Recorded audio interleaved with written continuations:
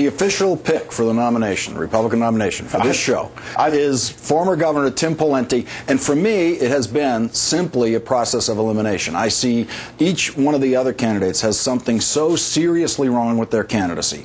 You know, the health care situation for Romney, and all sorts of the identifiable items for everybody else, that Pawlenty has problems, but they are very small problems compared to what the other ones have to overcome. So my theory is he's the last man standing when the nomination. I got to see him in 2008 out on the stump fairly frequently.